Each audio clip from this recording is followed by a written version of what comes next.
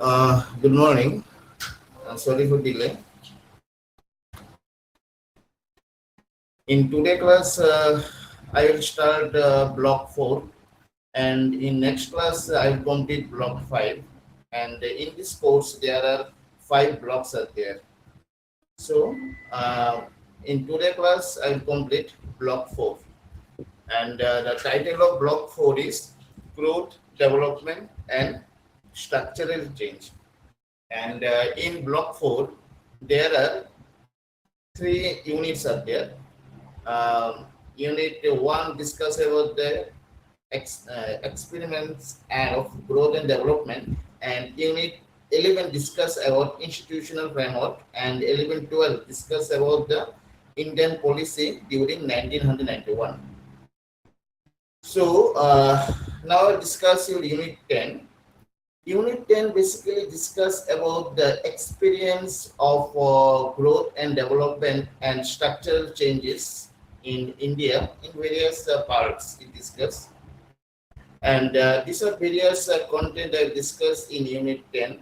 The first content regarding what mean by growth and development, and what are various growth and development changes happen in India after independence, and various policies for changing development and growth in India. So all those things I discussed in Unit 10. So first, in this unit, I will discuss what mean by growth and development. So in previously, I also said that the growth and development are not same.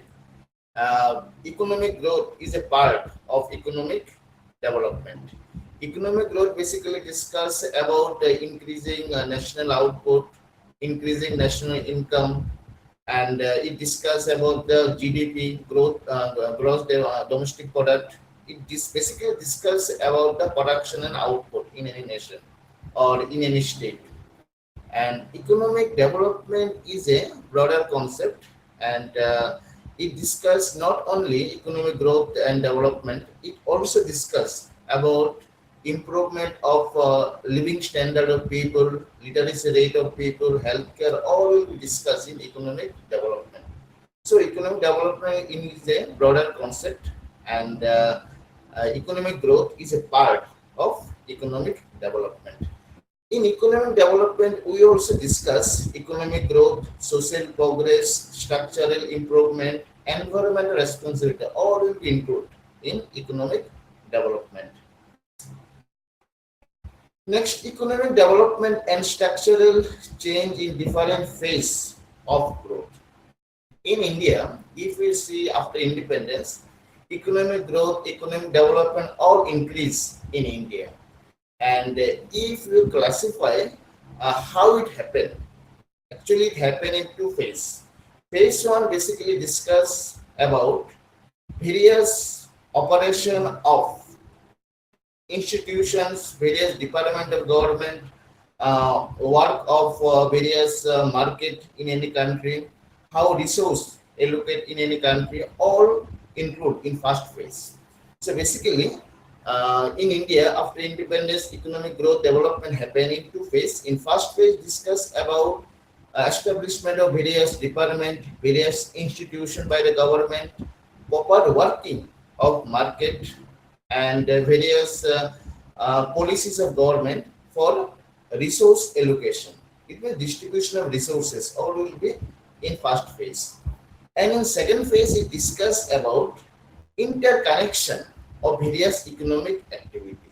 In India, if you say that economic activity classified as agricultural activity, industrial activities, and service sector activities. So interconnection of various economic activities, all helpful for increasing economic growth and development.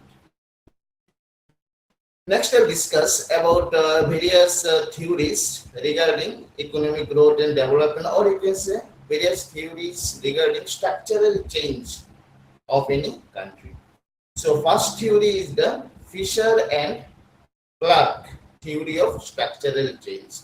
So, what this theory discuss?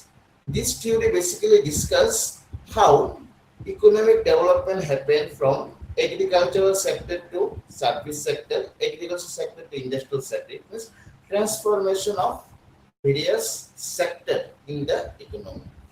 So, if you classify in any country, first agriculture will be developed, then secondary sector means industrial sector will be developed, and third is the tertiary sector or service sector will be developed. So it will be in sequence. So if we say when in after independence in India, maximum people in India involved in primary sector or agricultural sector. It is also known as a pre-industrial sector.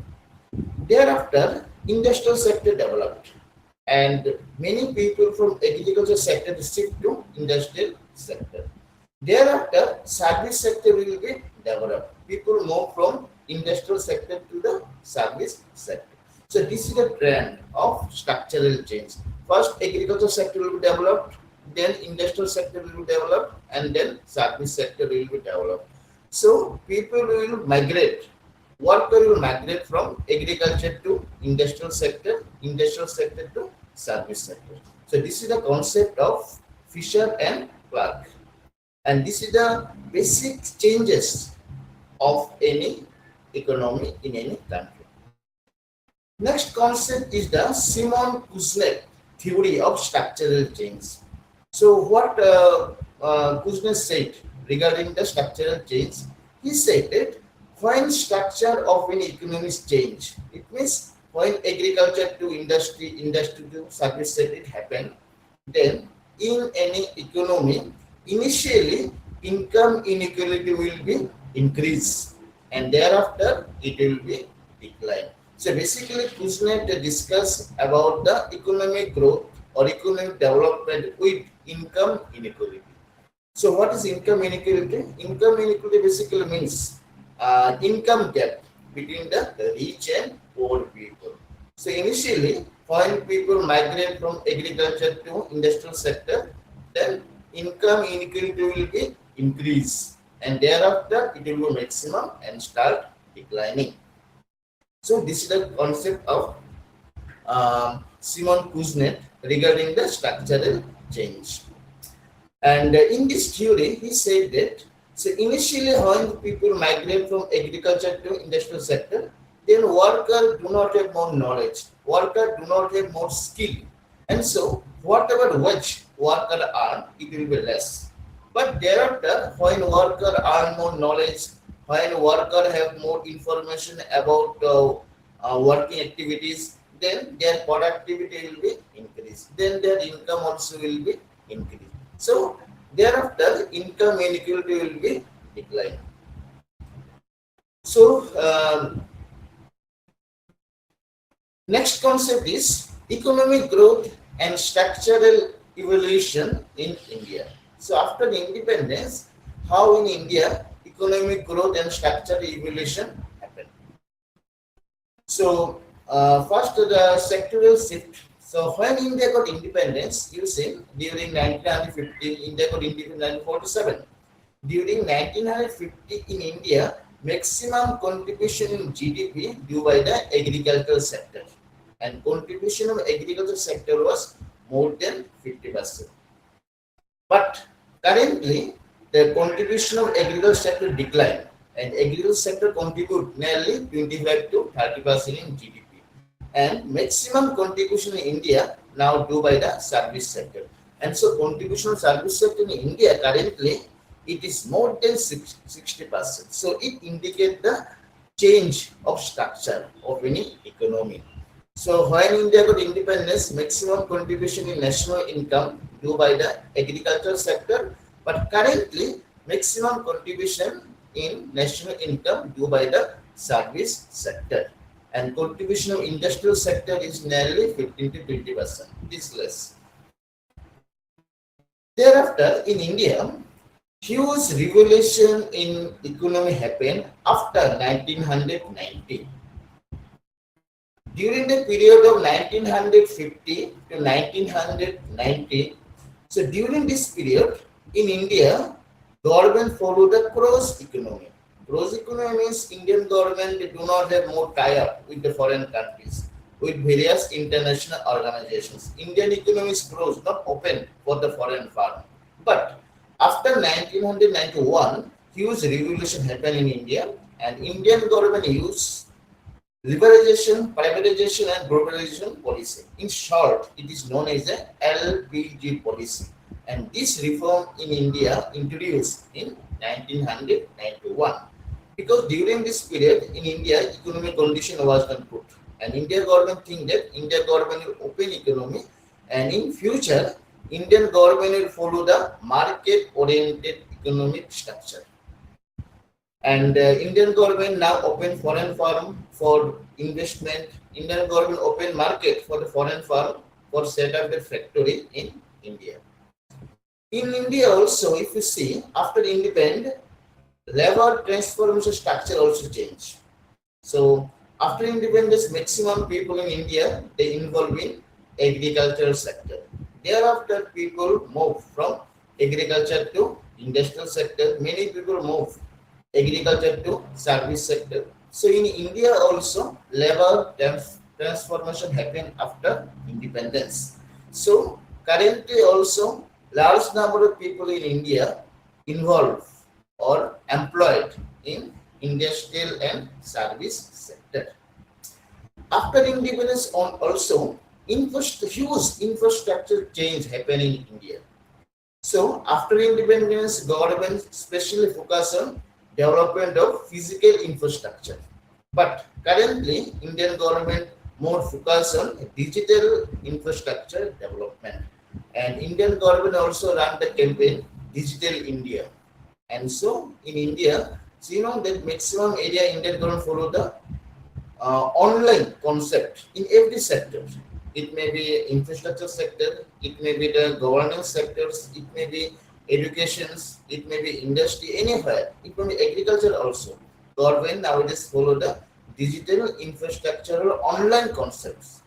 So in this way, in India, after independence, economic structure or structural change happened in terms of the digital concept, in terms of the physical infrastructure, in terms of the labor movement, in terms of contribution by various sectors in economy. So all are changing in India.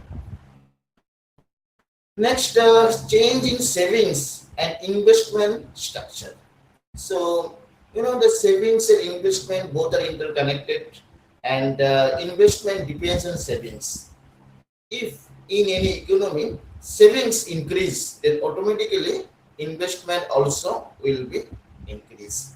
So after independence also the savings pattern also changed. Previously, household or family they save money in their house, but currently you see many people, maximum people, they want to save money in various financial institutions. So they want to save money in the bank. And many times currently people want to invest money in share market also. So savings pattern is changed in India. So previously people save money in their own house in cash, but currently people want to save money in various financial institutions and also systematic investment plan. It means mutual fund. It means in share market. In India also currently it is known as a retail investors. So what is retail investors? It means common people. So previously common people do not invest money, but currently it has been found that common people they save their money and also they invest this money for earning future income. Rise in household mutual fund ownership. So, the mutual fund is a important component of investing money in share market. So, many people, it has been found that they directly do not invest money in share market. Whatever money they save, they want to invest this money in share market via the mutual fund. So, such type of concept is also developing in India. And in India also, investment in corporate savings scheme is also increasing. Corporate means big firms. So common people also invest money in various fund run by the corporates. So these are the changing pattern of savings to investment. So nowadays people want to save money and also want to invest this money in share market through mutual fund, and many people also invest money in various corporate savings scheme. And also many people, it has been found that they want to save their money in bank, not in their own house. Next, I discuss about savings and investment in India in terms of capital formation. So, what is capital formation? So, capital formation means savings money and generate capital for future investment. It is known as the capital formation. Common people, whatever money they earn, suppose any person earn 5,000 rupees, and out of 5,000 rupees, 4,000 rupees that person spend, and 1,000 rupees that person save. So this is known as a capital formation. So where this 1,000 rupees that person will save, currently people want to save this money 1,000 rupees in bank, and also people want to invest this money 1,000 rupees what that person save in various schemes of mutual fund, or want to invest this money in share market. So here I discuss the household sector dominance. So currently in India, so maximum people, maximum household, they save their money. So household savings is considered as a basic savings for any economy like India, and also it helpful for increasing capital formation in India. In India, after independence, Indian government also opened foreign fund. So when in India there is shortage of savings, shortage of capital, then Indian government also collect capital from foreign fund, foreign institutions. So foreign investment also is a source of capital formation in India. And in India also, government allow private sector for start various or establish various bank and various financial institutions. So there are more options before common people to save their money. They can save their money in various government bank. They can save their money also in private banks. So in this way, in India, process of capital formation increasing. In India, income level of people is increasing, so savings percentage of common people also increasing, and people able to save this money in bank and various financial institutions. They can save their money in government bank, they can save their money in private bank also. And when in India there is shortage of fund, shortage of capital, then Indian government also can collect fund from foreign funds. It is known as the foreign capital. And the Indian government also motivate people for save their money, and because savings money means capital formations, and this money can invest, and by investment it again generate income for the nation. So savings is good for developing country, because developing country they have shortage of capital, and when people save money, it increase capital formation, and this capital formation will increase investment in any country like India. So in this way, first unit I have discussed, and in first unit basically you study about structural change, and you study about the capital formation, you study what is the relation between the savings with capital formations, and there is direct relation between the savings with the capital formation. Next unit discuss various institutional framework in India.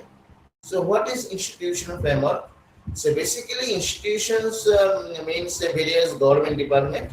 Institution also means various law and order established by government for running economic activities. All will be included in institutional framework. It will be various government department, various government forum. It also include various regulations, act introduced by government.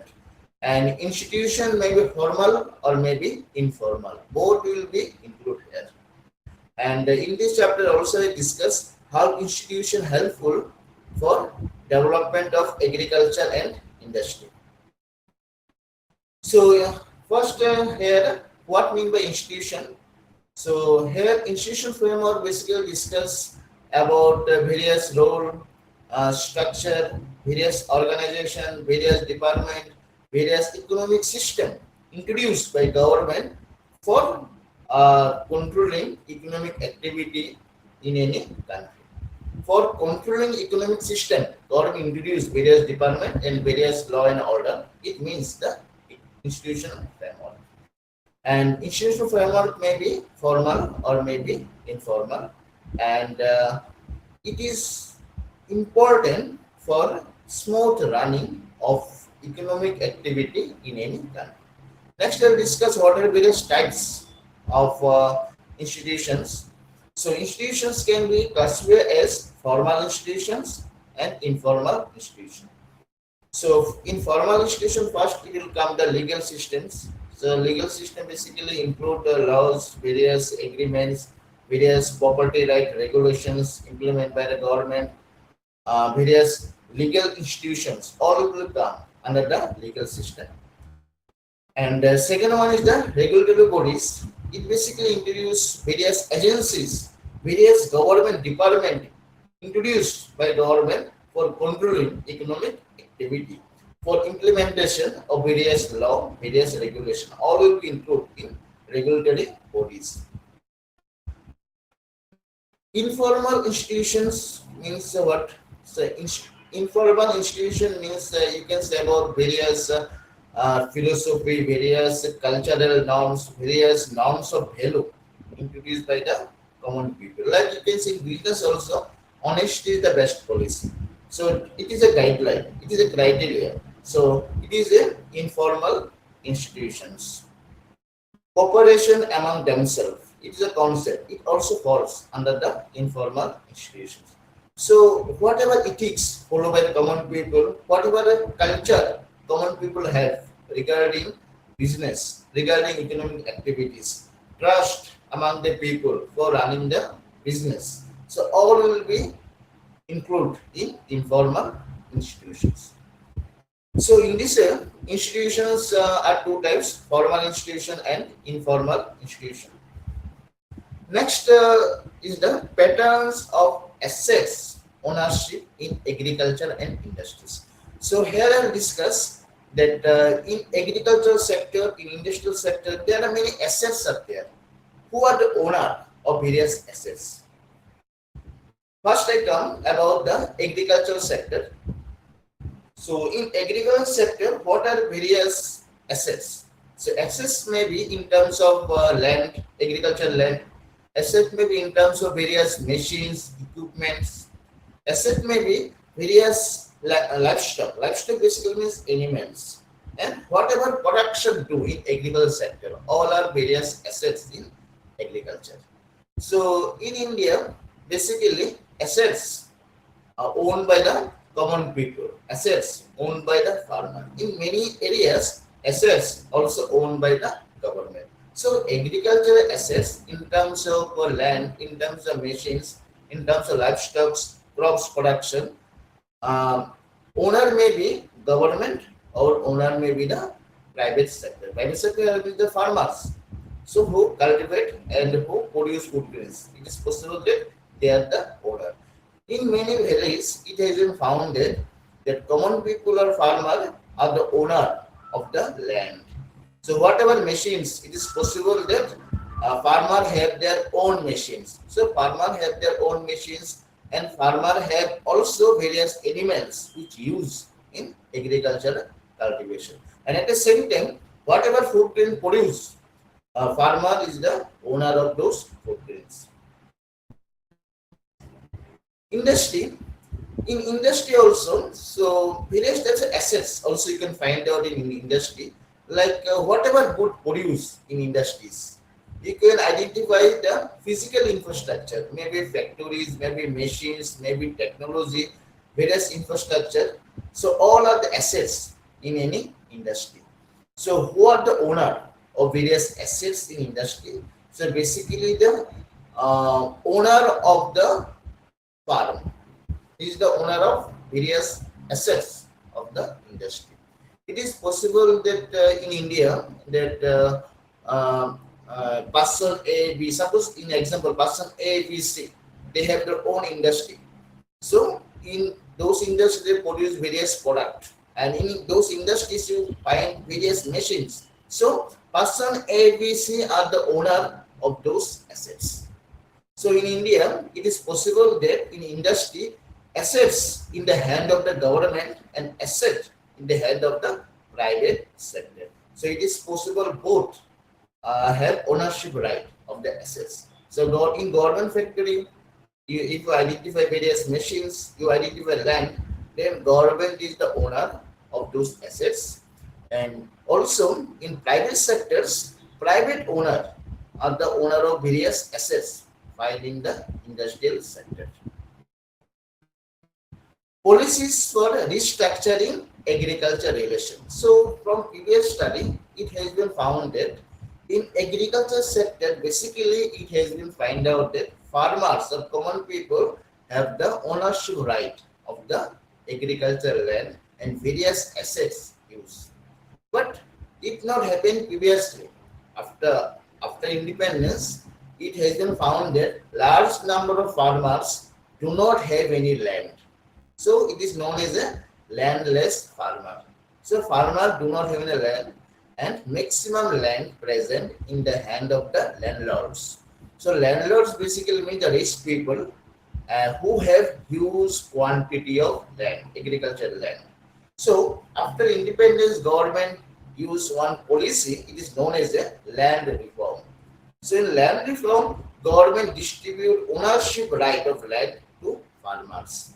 So government identify in such a way those people who have excess land.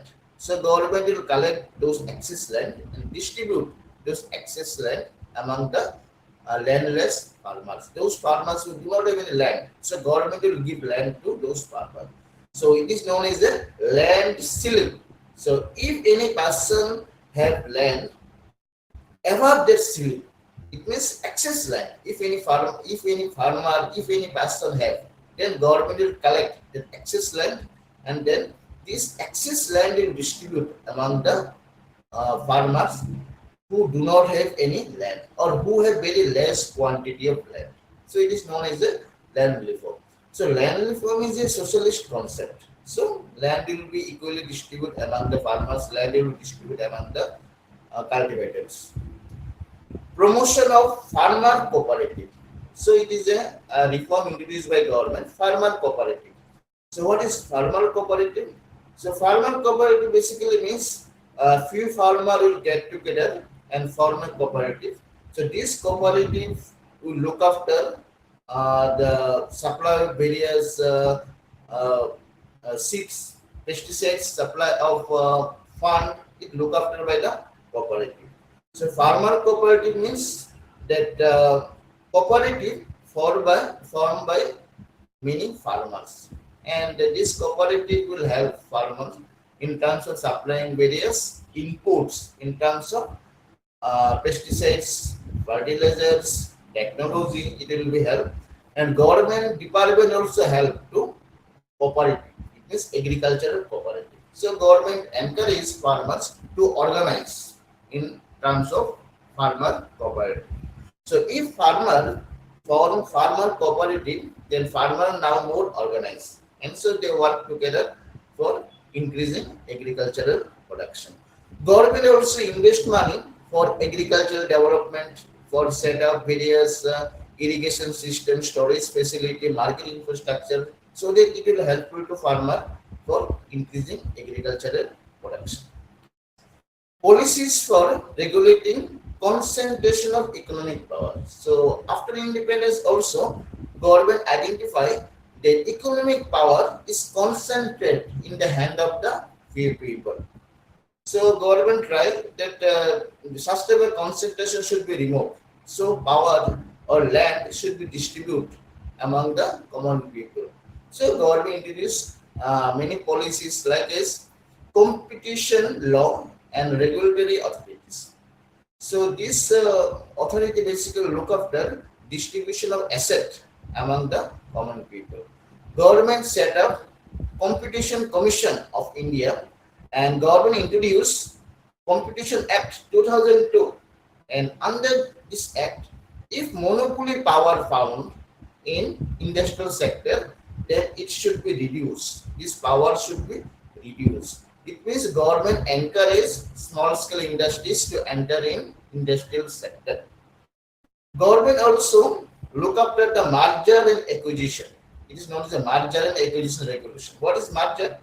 So merger means suppose firm now get together. It is known as the merger. Suppose farm A and farm B, there are two farms present. Farm A and farm B join and create a new farm. It is known as a merger.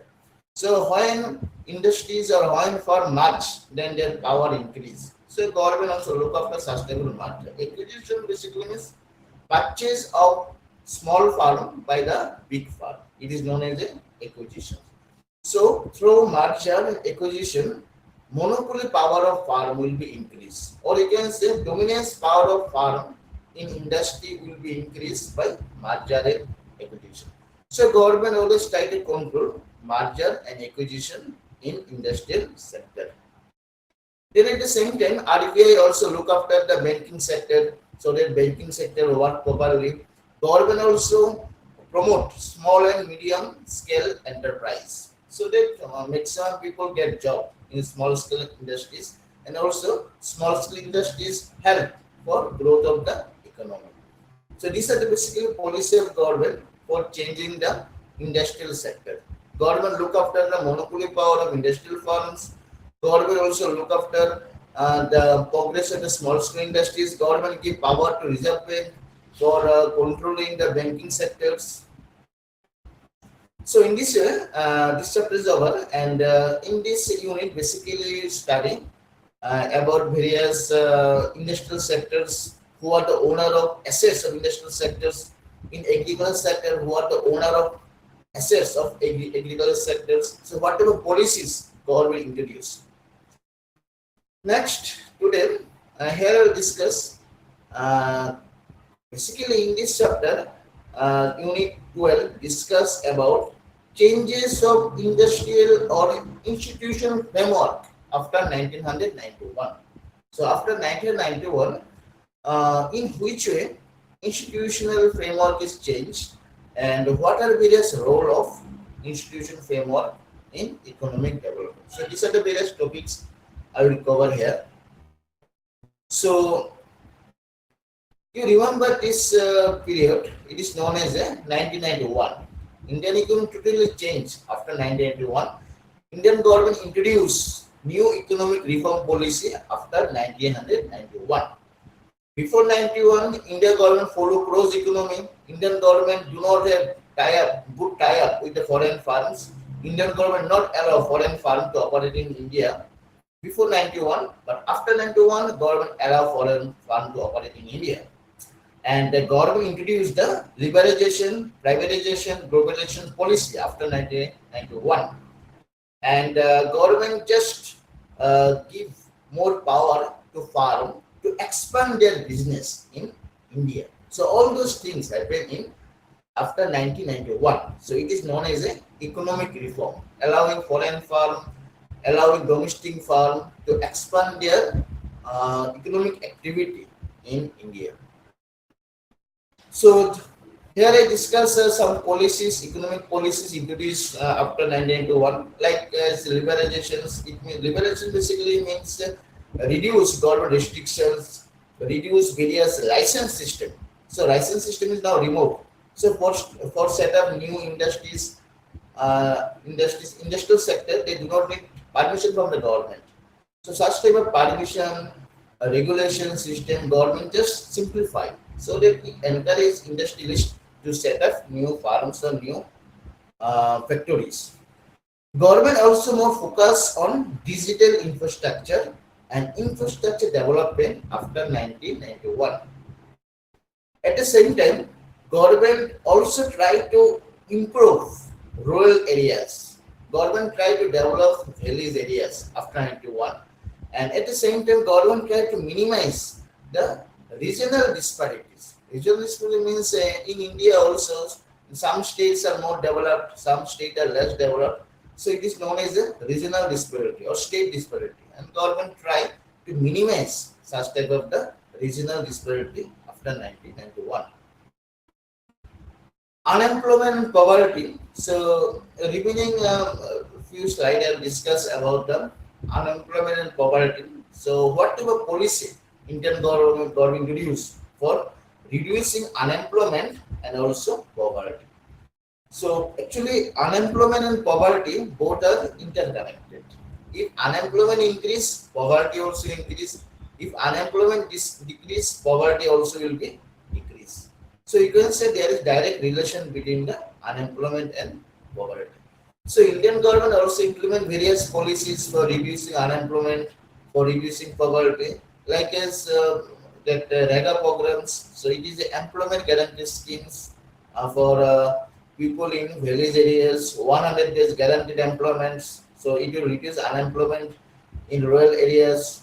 Then government introduced National Rural Livelihood Mission. So this is schemes introduced by government so that villagers or rural people they set up NGOs, they set a small group for production of various commodities by using various raw material found in village area. So it is known as a National Rural Livelihood Mission for increasing employment scope of people who live in the village areas. Government also set up the PM Kishan scheme.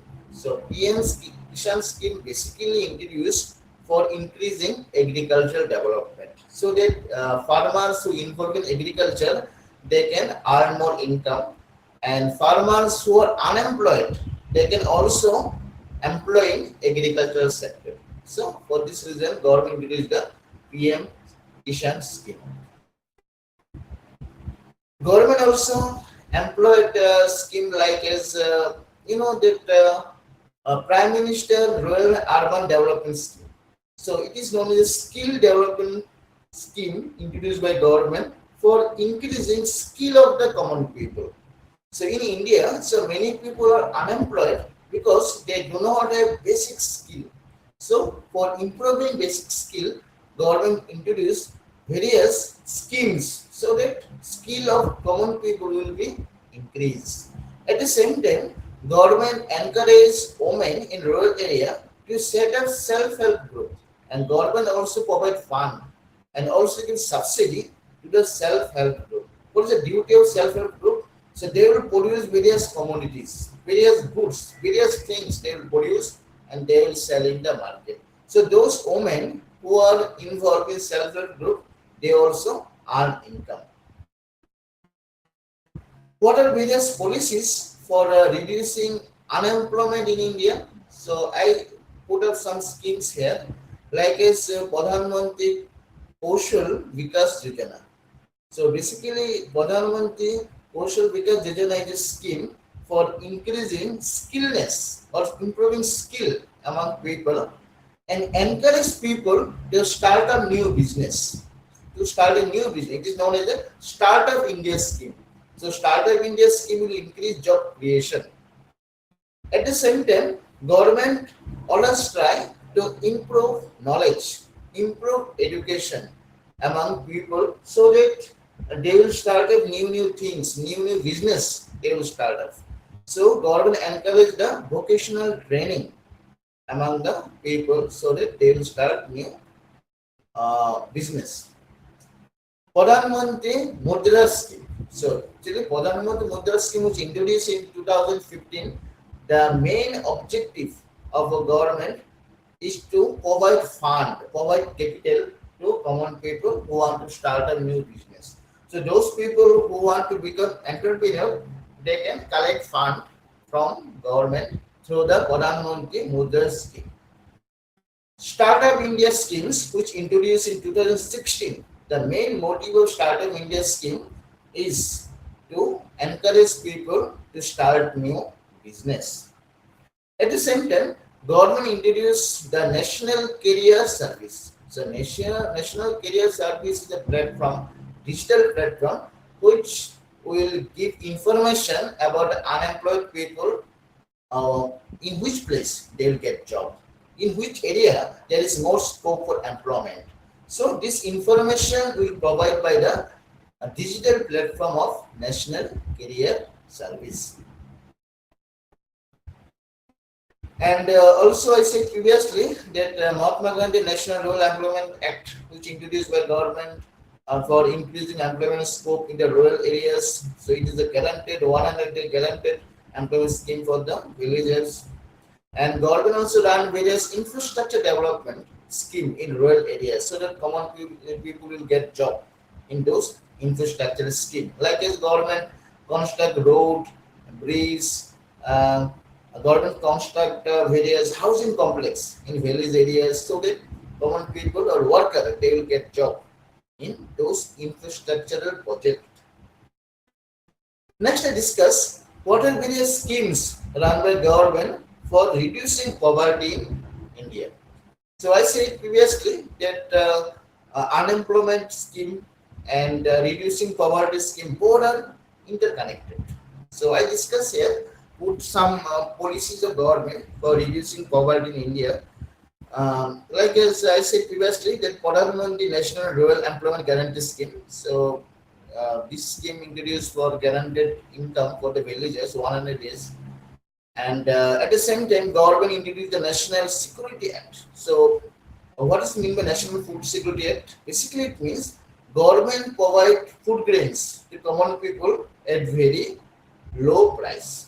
It is known as subsidized uh, price for the common people. Or many times, common people collect food from ration shop free of cost. So in this, the government want to provide food security to common people. Pradhan Mantri Garib Kalyan Anna Yojana. So it is a scheme introduced by government for providing food free of cost to common people. Basically, the those people who falls under the poverty line, BPL people, they will collect food, food grains for ration shop. It is free of cost.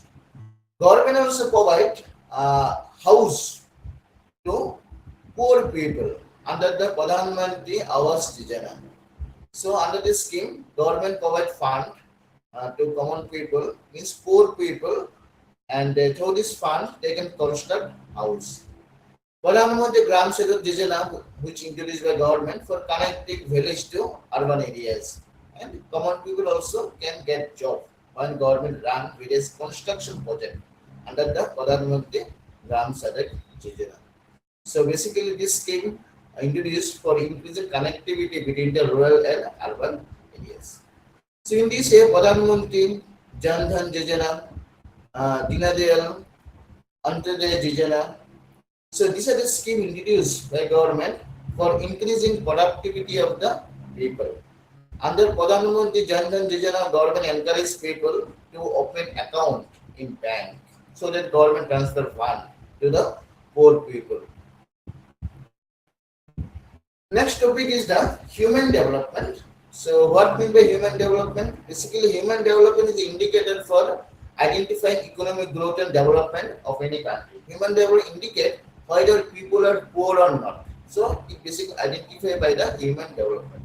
And human development can be measured by using these three parameters: health of common people, education status of the common people, and income of the common people.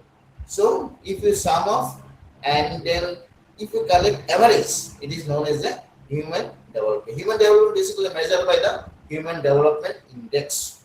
So human development means people have better health facilities, people have education, and people have high income. So if you identify people have all those things, then you can say human development is high in that country or in that area. And human development can be measured by the human development index, and human development index can be measured by average of health, education, and income of common people. Here, health can be measured by the life expectancy index, education measured by the school attendance, and income basically measured by per capita, how much income people earn. So just to identify those things, and collect the average. It is known as the Human Development Index. And the value of Human Development Index always lie between the 0 and 1. It will always fraction. So I am nearly in the last part of this unit. So here I will now discuss about the when you study development, there is important term is the sustainable development. So what mean by this? The sustainable development. Nowadays government not only focus on development, government mainly focus on the sustainable development. So sustainable development means what? So it basically means development without destruction. It means government should use resources in such a way that will not be hampered to our environment. So development will happen in such a way that our future generation will get benefit from such type of development. So during development, there will not be any hamper to our environment. There will not be pollution. There will not be loss of our biodiversity, our environment, our atmosphere, and there should not be increase of harmful various gas in our environment. So if we develop our society in such a way, it is known as a sustainable development. It means development without destruction of our environment. I give you one simple example that nowadays government set up various industries, and if government set up industries in such a way, it is eco-friendly. So it is known as a sustainable development. If industries not create harmful chemical, if those industries not pollute our environment, if those industries minimize damage to our environment, it is known as a sustainable development. So government also nowadays focus on sustainable development for increasing economic growth and development of any country. Last slide in this chapter I discuss about. So economic development is more important, but government face many challenges for increasing economic development of any country. So what are those challenges, or what are various demographic constraints which reduce economic development of any country? So first point here is the population. So population is very high in any country. It's not helpful for development. It creates problem for development of the country. So population of any country is less. It is helpful for development. In India, population is very high if we compare it to other countries, and this excess population in India create problem for government for expansion of various economic activities. Age structure, age structure of people. So basically, if any country percentage of old people are increasing day by day, then it will create problem for economic development, because old people cannot contribute more in economic development, and government spend more money for running social welfare program for the old people. Government spend more money for providing pension to old people, for providing health facility to the old people. So if any country percentage of young people is more, it is helpful for economic development. But if percentage of old people is increased, it helps for economic growth. Here old people, I basically want to say those people whose age is higher than 60 plus. Basically those people considered as old people. Migration. So migration means what? It means labor migration, human migration. So people basically migrate from one place to another place for search of job, for search of better opportunities. So if huge number of workers from agricultural sector they migrate to industrial sector, they migrate to service sector, then it creates problem for economic development. It is possible that due to migrations in urban areas, there will be unemployment problem in urban areas. So if migration amount is very high, so it will create problem for economic development. If migration is less, it not create so much problem. But huge migration, unexpected large migration of people from agriculture to industrial service sector, it create problem for economic development or economic. So in this way, I have completed this unit and this block also. So basically, this block discuss about Indian economy change. How after independence?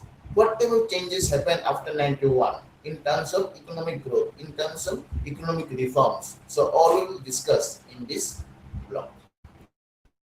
So lastly, there is some questions like what is service sector you will study, what is human development you will study.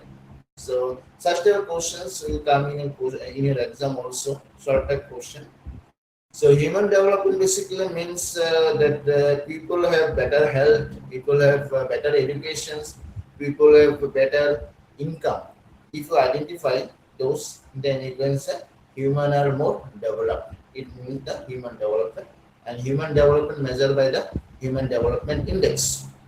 Service sector basically means about the tertiary sectors, means constructions, telecommunications, means banking sectors, hotel and restaurant industries, all falls under the service sector. Service sector means tertiary sectors. Example, you can say that hotel and restaurant, you can say telecommunications, you can say transport, communications, all falls. IT sectors all falls under the service sector.